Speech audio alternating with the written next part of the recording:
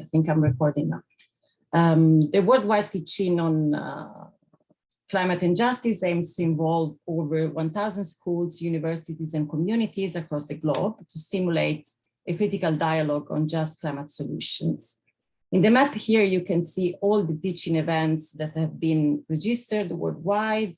You can access more information on each single event from the link at the bottom of the slide, or simply searching for worldwide teaching on climate solutions and justice from your computer.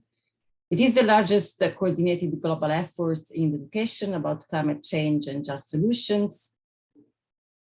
And all these events have a common purpose, which is to engage people and students around the world on climate solutions dialogues and share common concerns for the climate crisis and for climate justice.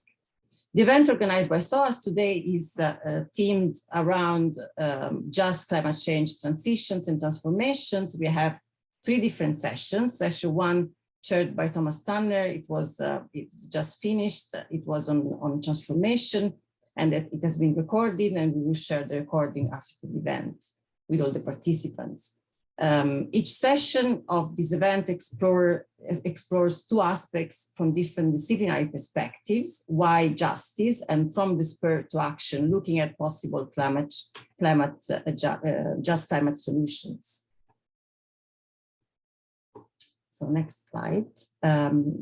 This session in particular is on financing just low carbon transitions. We have speakers from across different departments at SOAS.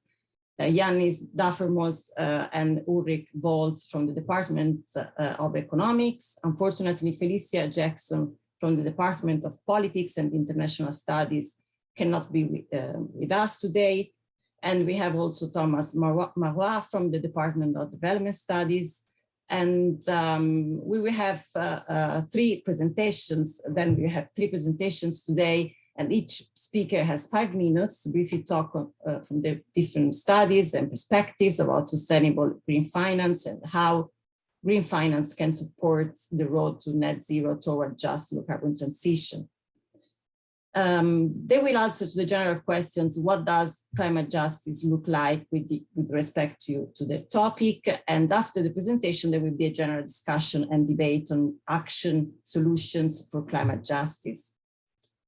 So now I stop sharing my presentation. I would like to invite the first speaker, Yannis Dafermos from the Department of Economics, who will talk about development finance and climate justice. Yannis, you have 5 minutes more or less now to talk, and I stop sharing. Thank you so much. Let me share my screen. So hopefully now you can see my slides. So my name is Yannis Dafermos. I'm a senior lecturer in economics in the Department of Economics. I'm also a senior fellow at the Center for Sustainable Finance.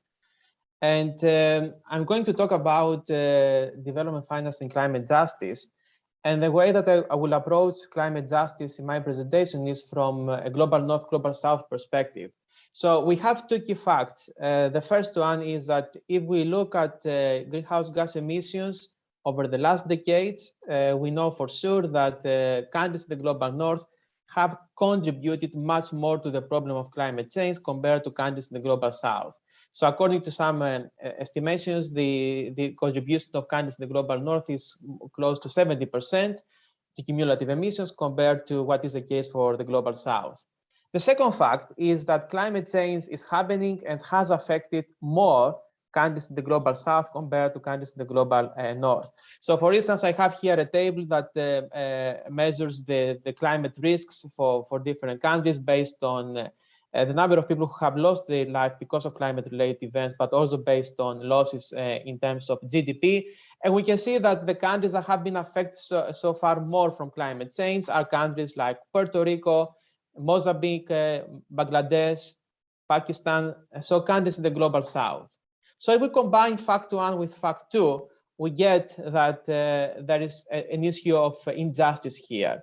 So countries in the global north have contributed more to the problem, but countries in the global south suffer more from climate change. And this issue of climate justice emphasizes the importance of dealing with climate change in a way that supports more countries in the global south in terms of adapting to climate change and in terms of covering losses and damages that are linked with climate change. And at the same time, countries in the global north need to have the highest contribution in the reduction of emissions that we need to have as soon as possible. Now, one question is whether this climate justice perspective is taken into account in the context of development finance. And the short answer is no, it is not taken into account. And I'm going to give you two examples that illustrate this. First, I would like to talk a bit about the climate finance that has been provided by developing countries in the context of the initiatives that have been taken as part of the United Nations Framework Convention on Climate Change. So there has been some climate finance that has been provided by developed countries to developing countries. The problem is that, first of all, this amount of finance has so far been very low. I have here the data that show that until 2020, annually, this amount of money did not exceed 100 billion US dollars. And this is far below the amount of money that is necessary. The second limitation is that most of this public climate finance is in the form of loans. So you can see here the composition of public finance, and it's quite clear that most of the finance that has been provided is not in the form of grants, but is in the form of debt. Now, debt is a problem. Why? Because when debt is given to countries, then they have to repay it. And we also have interest payments that accompany debt. And this means that these countries can become more financially fragile as part of these processes through which they get money from developed countries.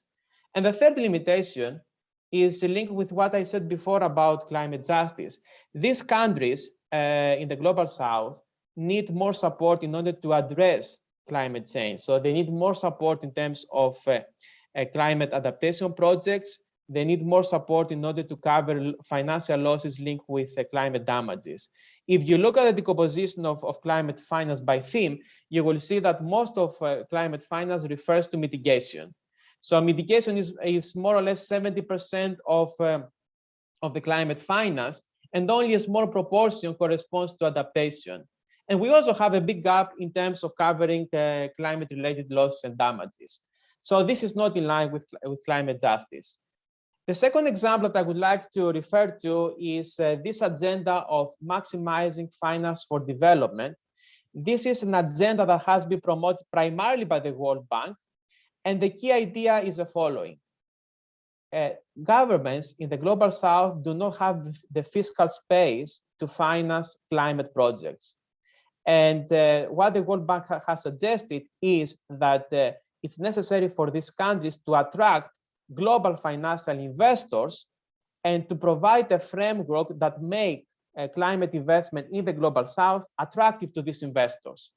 How is that possible? The argument of the World Bank is that we need to de-risk climate projects. So governments should use, according to this approach, their fiscal space in order to provide guarantees for projects, in order to provide subsidies to specific projects that will make them attractive to global financial investors.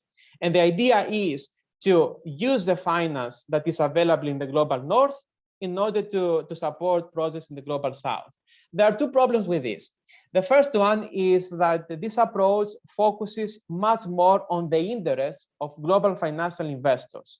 So global financial investors want to get some high returns from these projects without too many risks. This is what this approach is trying to achieve for them.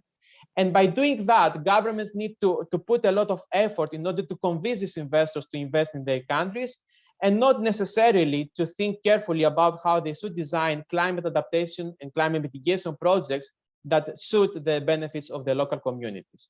The second problem is that climate justice is not taken into account at all. So we don't take into account that, for instance, those who have accumulated wealth in the global north have done so at the expense of the rest of the world, because of the fact that in the past, wealthy people who are now behind the financial investors that I'm talking about have produced a lot of emissions. So now they want to use the money that they have accumulated in the past in order to get more money from the global south. This is not in line with the principles that I explained before. So this is a second issue. And we have written about this, and there's an ongoing debate about the maximizing finance for development. And Daniela Gabor, and in the paper that we wrote with John Michel and Daniela Gabor, we use this term of the Wall Street consensus, which refers to this paradigm whereby private finance is used in order to support development purposes. And now in the context of climate change, this is going to be used much more by global institutions. Now, we have that there is a problem in my view. Climate justice is not taken into account seriously in development finance. So the question is, what should we do? And here I have a list of some broad suggestions that we need, in my view, to consider if we're going to change that. So first of all, we need to focus much more on providing grants instead of loans. I said before that right now more emphasis is paid to loans, and the problem is that this creates financial fragility. We also need to have a serious discussion about the role of climate reparations, and some people have talked about this. We haven't seen so far a very serious discussion about this. Second, we have to focus much more on climate adaptation, and the losses and damages need to be at the center of development finance discussions. So far, the discussion is basically how countries in the global south can also contribute to the reduction of emissions, but we don't have enough discussions about the role of finance in the context of climate adaptation. Uli, who is going to talk later, has also talked about the need to have debt relief programs in order to support countries in the global south, especially in the context of COVID-19. COVID-19 increased public debt in many countries, and now the fiscal space for doing climate projects is even lower compared to what was the case before. And finally, I'm working now on an idea that tries to emphasize the fact that if we look at the global financial architecture, we have an injustice there. And the injustice is that countries like the UK, the US, have central banks that can easily create money. And because of the fact that the currency of these countries is very strong in the global financial system, central banks can easily create money to support their governments. This is not the case in the countries in the global south. Why? Because their central banks do not have strong currencies, and it's very difficult for them to support more government spending.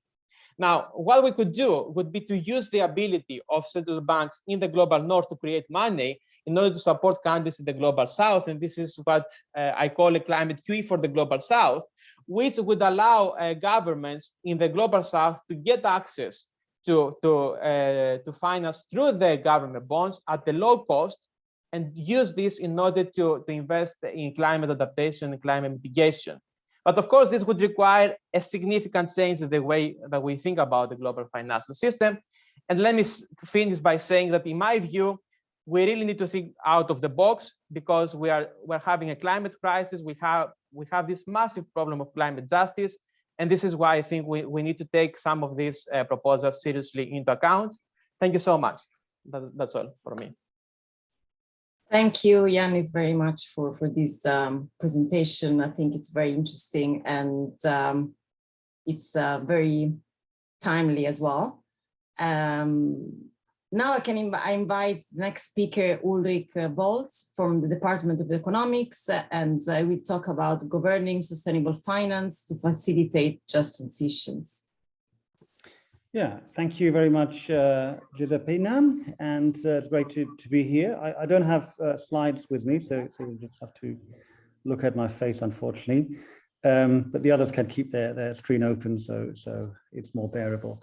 But so as Giuseppina said, I'm going to talk a bit about governing sustainable finance to facilitate just transitions. And so finance sits at the heart of our economies. Finance is really the place where important decisions are made on what's being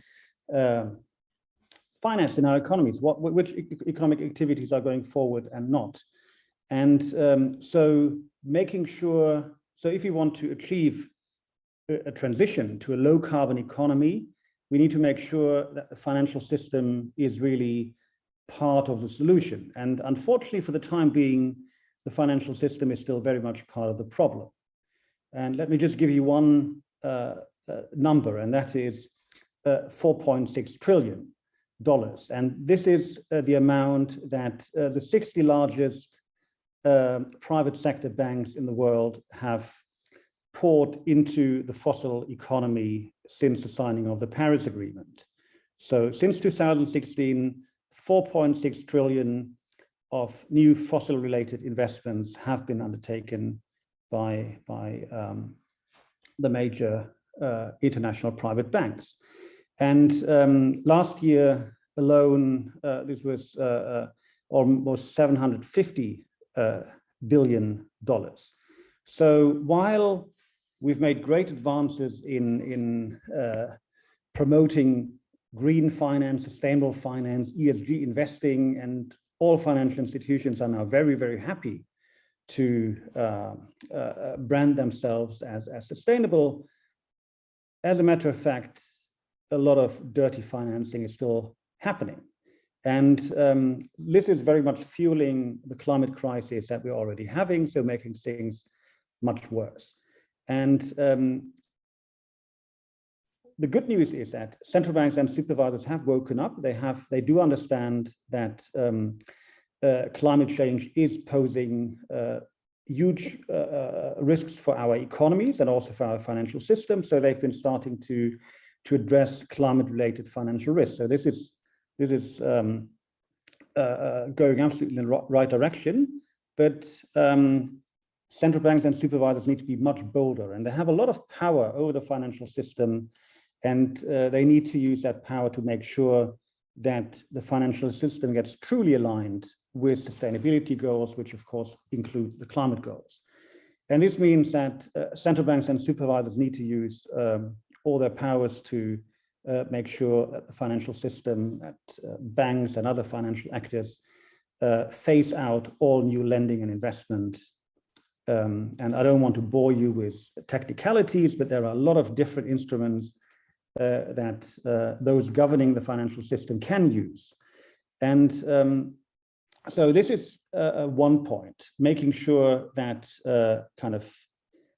financial flows are directed away from dirty, harmful investment towards investments that are aligned with climate and sustainability goals. But there is also a very important role in supporting the scaling up of investment in climate positive, nature positive areas. And again, there's a lot that central bank supervisors, but also other financial institutions, public financial institutions, and I suppose Tom will talk about that, what they can do. But I just want to, since the focus here is very much on the climate justice aspect, highlight one issue, and that is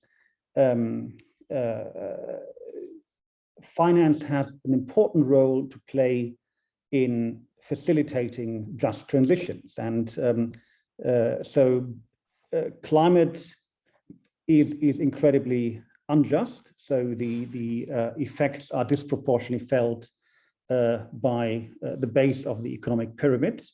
And that's true both within countries and between countries. So as Yannis said, developing countries are disproportionately affected by climate change, which they haven't caused. But also within countries, both rich and poor countries, the effects are disproportionately large for poorer parts of the population. And finance is not the silver bullet, but there is arguably an important role of the financial sector in supporting adaptation, my 5-minute alarm, in supporting adaptation. And maybe in the discussion I can get a little bit more concrete on what public and private financial institutions can do. But yeah, maybe I'll leave it at this and continue later. Thank you.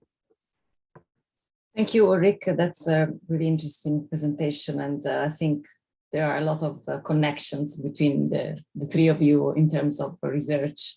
So I would like to invite now Thomas Marois.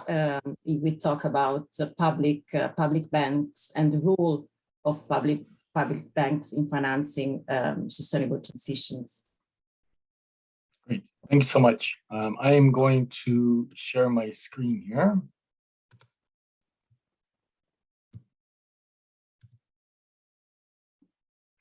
Pop up here in a second. There we go. So good morning to some, good afternoon to others, and perhaps good evening to others even further away. I'm Thomas Marwa. I'm in development studies at SOAS. And this is the first time I'm presenting with my colleagues here. And we didn't plan it, Yannis and Uli, but in fact, my presentation kind of fits very nicely between the two of them, insofar as I'm going to be talking about questions of governance and finance, and I'm going to be talking about questions of climate justice in a slightly different way, but at the level of specific institutions.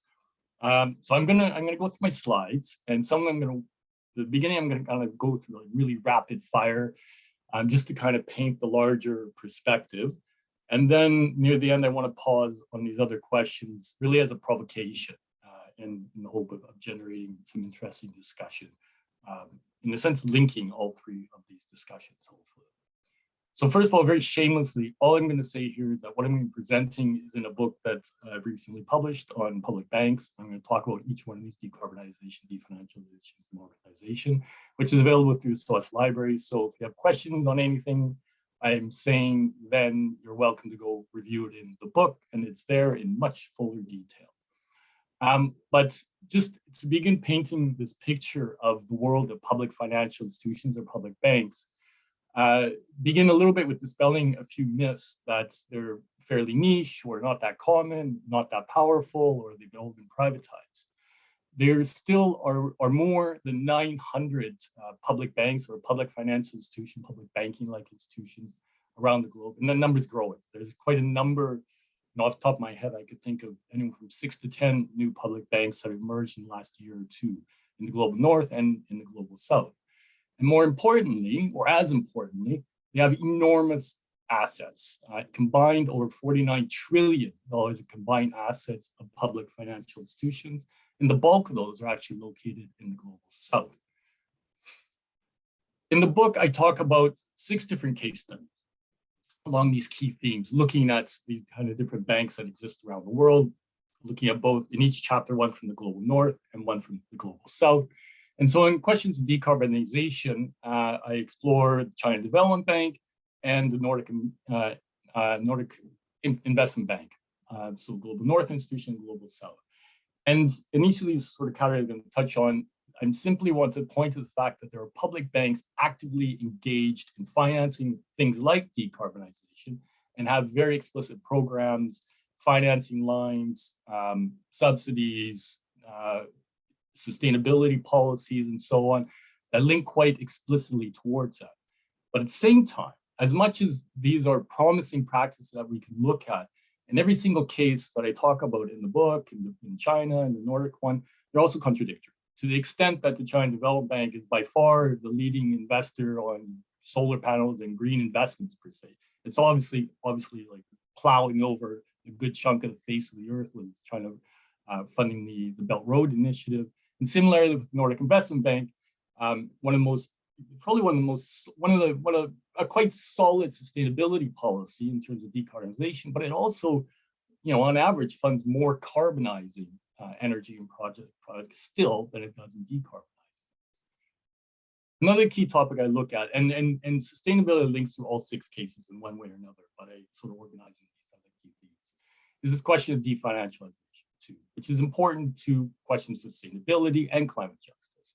And so in this, I look at the Indian Bank, the National Bank of Agriculture and Rural Development, NABARD, and the American case of the Bank of North Dakota.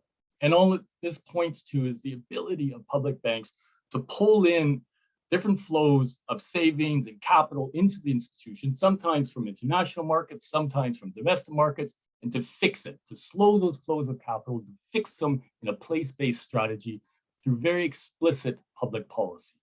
Another important question when we're thinking about local questions of adaptation and mitigation, how do we pull in those needed flows of finance and fix them in geographical spaces? But at the same time, this is the one I'm going to pause on a little bit more in a second, is that public banks also show us ways to democratize finance. And so in the book, I talk about two examples, the massive German development bank, policy bank, whatever you want to call it, the KfW, and then the Costa Rican Banco Popular, as two examples, two different examples of the ways in which not only is the government integrated into the decisions, the board, the sort of highest governing board of the bank, but they also pull together through law very specific representatives of different social sectors. So it can include trade unions, or it does include trade unions, SMEs, it might include other banking representatives and so on. But they give a particular public character and a representative public character to these banks. So I want to just focus a little bit then on the Costa Rican example, this Banco Popular, which is a national bank. It's a mix between public and almost cooperative bank in a way, but it is a very radically democratic and inclusive bank. And just to give you an example, because it links to what we're talking about in terms of climate justice and just energy transitions. In this particular bank, they have what's called an Assembly of Working Men and Women. And that, in fact, is its highest governing board, 290 members taken from 10 different social sectors within Costa Rica at a national level.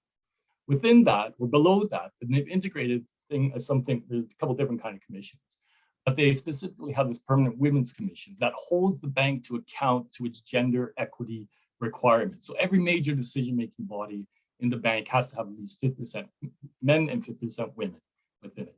And those then inform the national board of directors, insofar as what every other bank will have its board of directors of 7 or 10 different people at its highest governing board. In this example, that's subordinated to the assembly and to the commissions. So it radically democratizes and ensures a form of inclusive decision-making and accountability in terms of what the bank does. So in this case, what you see are certain cooperative public-public partnerships emerging, where the bank is working with cooperatives within the region to help fund the greening of energy. So the Cooperative is an energy cooperative in Costa Rica, who then in turn combine and are supporting a local university in the top left corner there in terms of projects of rewilding national forested areas and trying to discover ways to protect water sources and so on. So you see very creative ways of using national sources of money through cooperatives, public banks, and public sector entities like university to tackle questions of climate change. I realize my time is coming close here, but this links into a much larger narrative and question that we need to begin to tackle, particularly in terms of public development finance in the global south.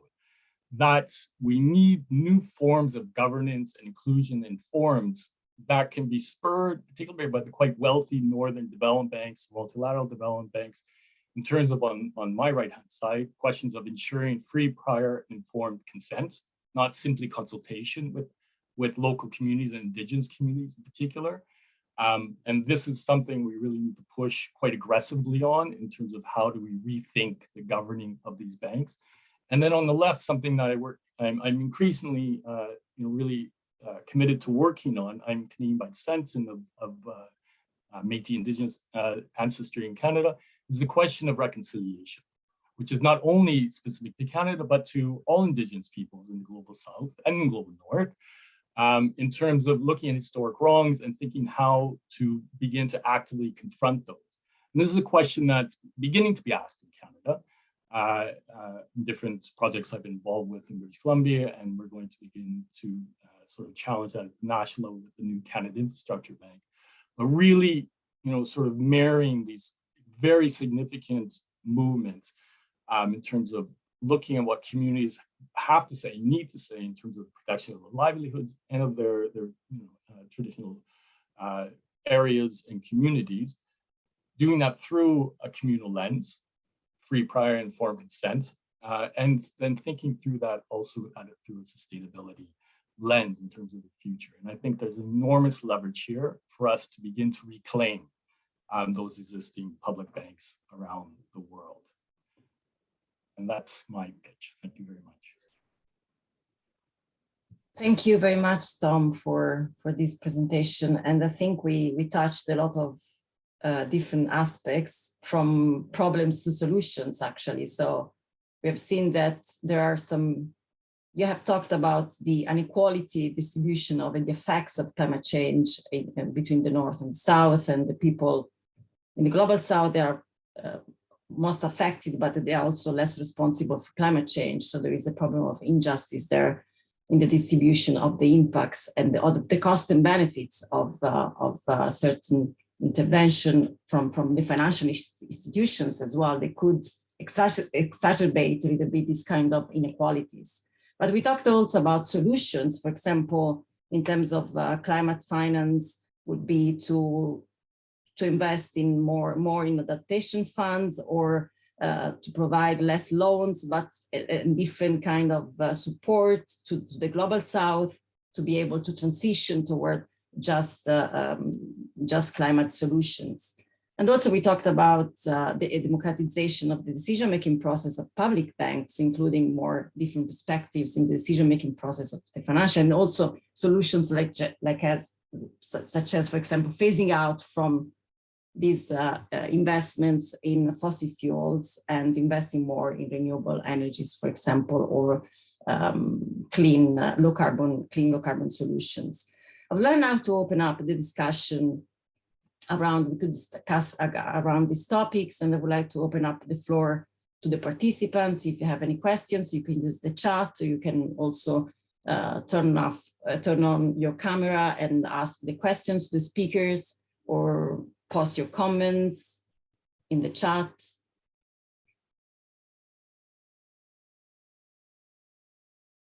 You can use also the raise hand function.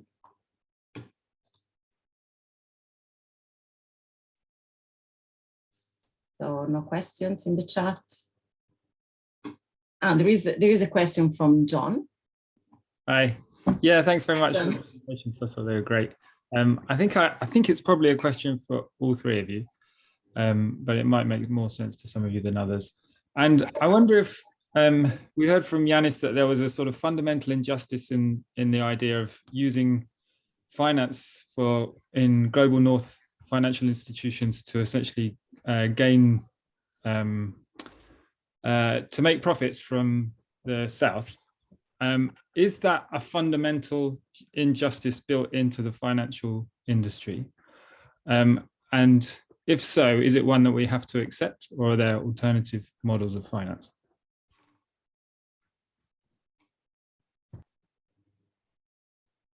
May I respond to that? Yes. Thank you, John. That's a very significant question. I think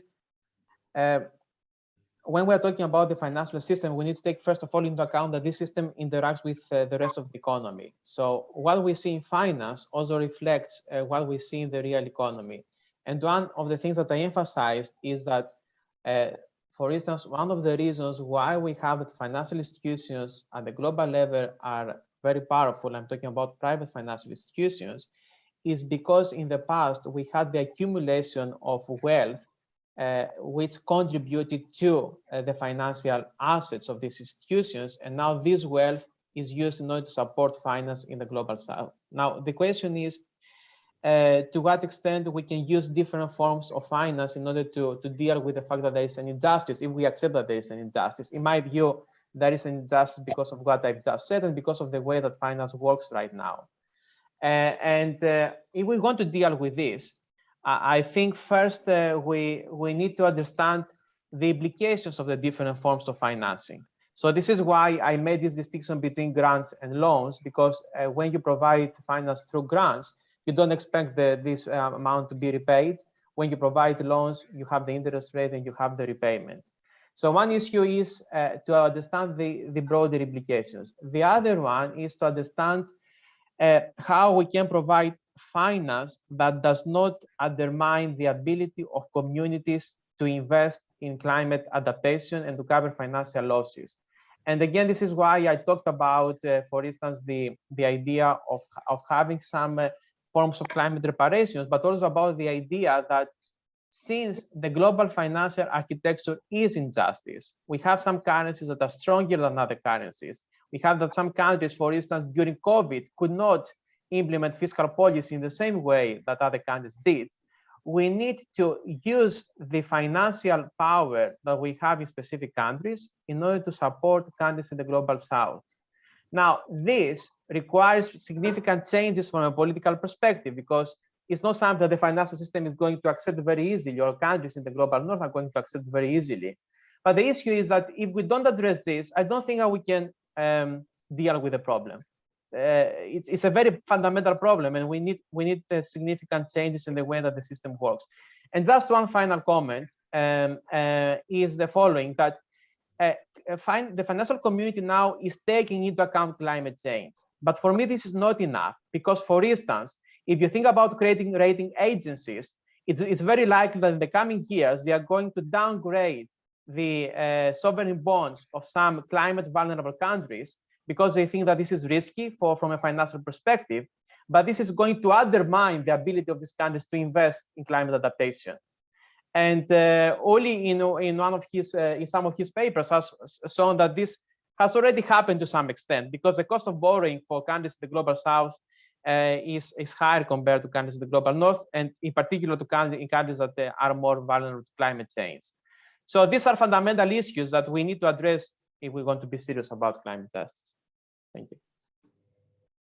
Thank you, Yannis. Now we have Ulrich with the hand up. Yeah, if I may just follow up on that.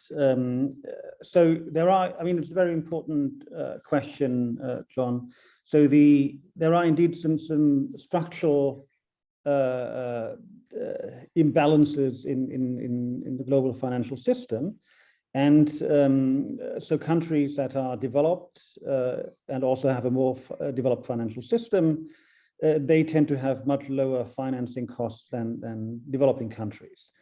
And so this is even without climate change the case. And so rich countries which tend to have more developed infrastructure, for example, could finance much more cheaply more infrastructure investments than developing countries which have much greater investment needs. Now, the problem, and Yannis just referred to that, is very much being intensified by climate change. And so in a number of studies, we've been able to show that climate vulnerable countries, because of their climate vulnerability, are already now facing a climate risk premium on their sovereign borrowing. So, and that, of course, makes it even more difficult than it is already for them to invest in climate resilience, but of course in all other areas of development, including health and education and so on. And the big problem is that there is a huge risk that we're going to see some vicious circles where developing countries, climate vulnerable developing countries that already have very high cost of capital and have very little fiscal room will not be able to invest sufficiently in climate resilience and adaptation. And then with climate change becoming worse, and with also markets becoming ever more aware of these climate risks, and as Yannis said, for example, rating agencies also starting to look into climate risk, that the risk premia are going to rise further, and then making it even more expensive or impossible for these climate vulnerable countries to invest in resilience. And this is already happening. And the risk is that this will be amplifying. And the big question is, how can we turn this vicious circle into a virtuous circle where we enable targeted investment into resilience and adaptation that will break this vicious circle? And for many developing climate vulnerable countries, they may not be able to really get themselves out of this slump, because it's already a significant problem. And as Yannis mentioned in his presentation, the current COVID crisis has made the debt situation in a large group of developing countries even more difficult. So already before the COVID crisis, there was a large and growing number of developing countries that had unsustainable debt burdens. Now we have, I mean, UNDP estimated last year, and I'm sure the number is still has still grown since then. They estimated that 76 countries were really struggling badly. So we have a large number of developing countries where basically investments in climate resilience or any other items on the Agenda 2030 for sustainable development are not really feasible. And this is a major problem, and we need to find solutions. How can we enable these resilience investments now? And I'd have a lot to say about this, but Tom has its hand up, and so I hope I'll have a chance to get back later. Thanks, Ulrich. And Tom? Thanks. So yeah, you asked a good question. I'm going to come at it from a slightly different perspective. But first to agree that clearly flows of capital from the north that are cheap are very important to the global south. But in terms of the question of sort of the fundamental injustice, and this question of profit, and from my perspective, looking at public banks, I think it is important to recognize that there is an alternative there, and to note that for a public bank that's held within the public sector, whether it's global north or global south, there is absolutely no reason, and there's plenty of historical precedents. These institutions never, in a sense, have to turn a profit a day in their lives and be completely sustainable forever. So they, in a sense, it's about taking finance out of the sort of profit maximization imperatives of capitalist markets. Now, of course, they do make profits, and some make really big profits, and others like the KfW make such small profits that they would have closed the doors decades ago if it was a private bank, but are completely sustainable. They just need enough money, in a sense, to pay their employees and to, cover costs of running the buildings and so on. So there are ways by which you can take finance out of that profit imperative. But then the question is, what do you do with those profits? And that is a question of governance. That is a question of setting mandates for it. You recycle those within the bank, you recycle those within a community. And so, thinking that at a global north-south dynamic, and why I sort of, it's important to develop and build up capacity of national or subnational public banks in the global south, is also to stop the flood of capital from the south to the north. Because as we know, there's a global transfer of wealth from the south to the north, and much of that flows through, global private banks. So if that can be held within communities, within countries in the global south, and then in turn, hold those assets and the money in that community, and then link that to questions of things like community wealth building, where you're recycling money and resources and savings of anchor institutions like universities, like hospitals, and so on within communities, that goes an enormous way to tackling this question of, well, do we need more money from the north that's going to go into the south and just bleed back into the north by creating more autonomous flows of capital within the global south? So there are alternatives.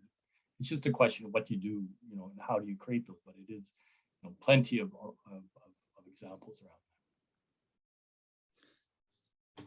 Yeah, and I would very much second that. So for me, I mean, international flows can be useful to a certain degree, but if you look at the history of economic development, there is not a single country that has developed primarily based on international capital inflows.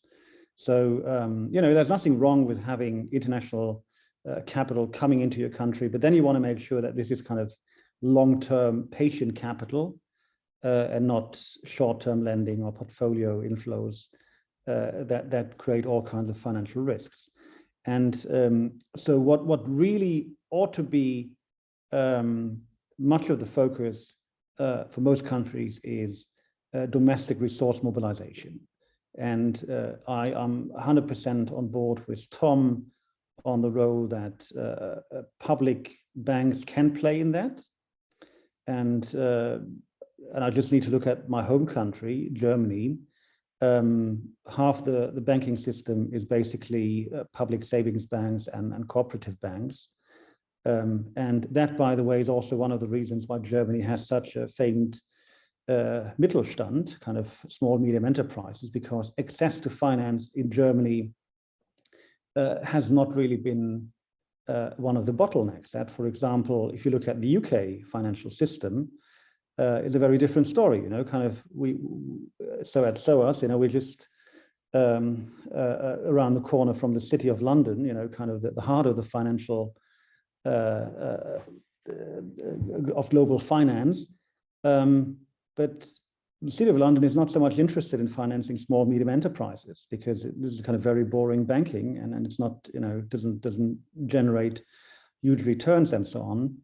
And what's lacking in the UK and in many countries is exactly this kind of boring banking system. And so in Germany, we're lucky that we have a lot of boring local savings banks and so on. And so I think, and that also relates back to my little intervention on governing sustainable finance. So there is an important role for monetary financial authorities to also shape markets and create markets. And so we do need financial institutions that undertake the financing that the economy actually needs. And so large parts of the economy are indeed micro, small, medium enterprises, and of course also households also need access to finance. And in this context, I'd just like to throw in that there's actually also a huge potential for harnessing digital finance opportunities. And there's some very good examples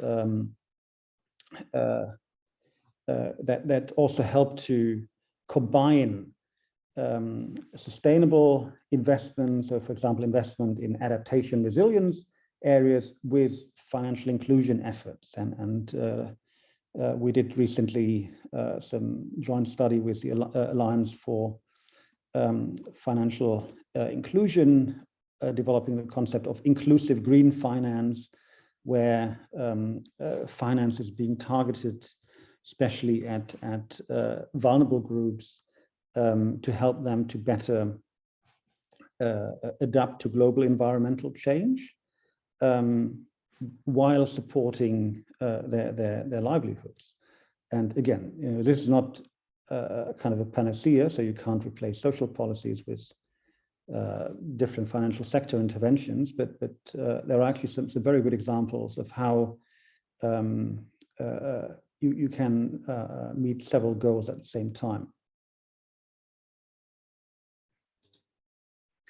Thank you, Ulrich. I think we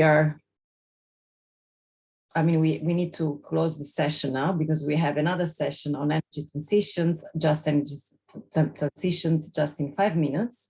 So if there are brief comments from the speakers, you can briefly say something now. Otherwise, I will share the link for the next session in the chat, and people who are interested in just enabling just energy transitions and the discussion around just energy transition, they can join the next session using the link in the chat.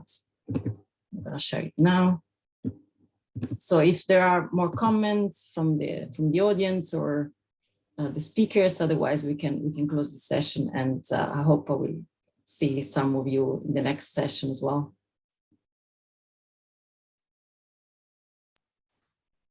Thanks very much. I thought it was really interesting. Thank you. Well, thank you. Very fascinating discussion. Thank you. And Tom and Yannis, we need to have a tea soon. Yeah, nice. Thanks to everybody. It was really Thank nice you. to Thank you, everybody. Filipina also, by the way. Thanks, everyone. And feel free to reach out if you have questions, of course. Cheers. Bye-bye. Bye.